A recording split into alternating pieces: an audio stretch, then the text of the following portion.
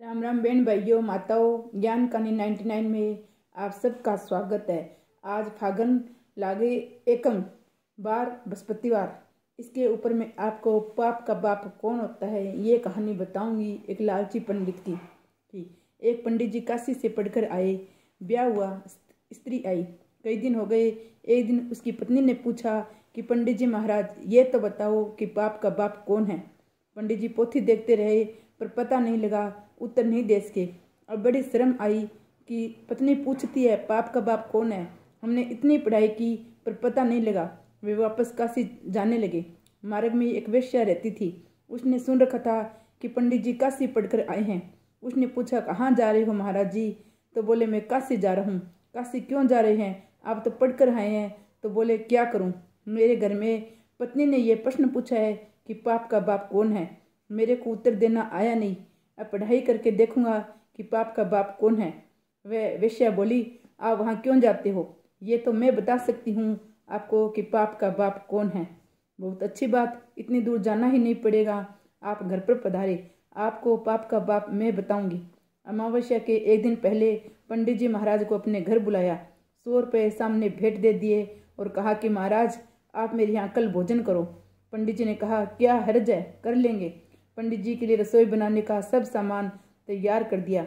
अब पंडित जी महाराज पधार गए और रसोई बनाने लगे तो वह बोली देखो पक्की रसोई तो आप पाते ही हो, कच्ची रसोई हरेक हाथ की नहीं पाते।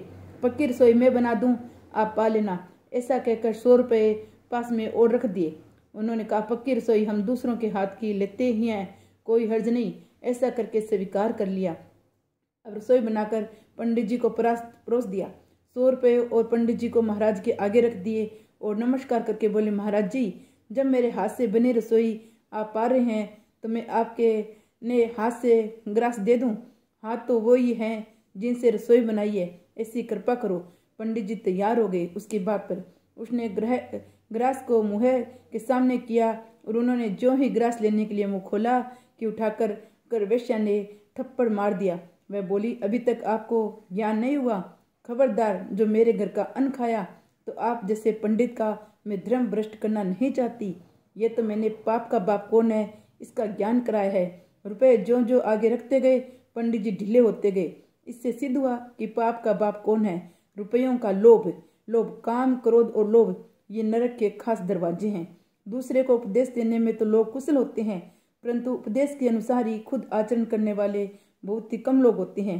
मनुष्य ख्याल नहीं करता क्या करना चाहिए और क्या नहीं करना चाहिए। औरों को समझाते हुए पंडिताई बन जाते हैं। अपना काम जब सामने आता है तो पंडिताई भूल जाते हैं, वे याद नहीं रखते। दूसरों को उपदेश देते समय जो पंडिताई होती है वह अगर आप काम पड़े अपने उसमें याद आ जाए तो आदमी निहाल हो जाए। जानने की कमी नहीं है, कामों में लाने की कमी है। ये लोभ लालच यही पाप का बाप है। मैं आशा करती हूँ आपकी को मेरी कहानी अच्छी लगी होगी। अच्छी लगी है तो वीडियो को लाइक और चैनल को सब्सक्राइब कीजिएगा।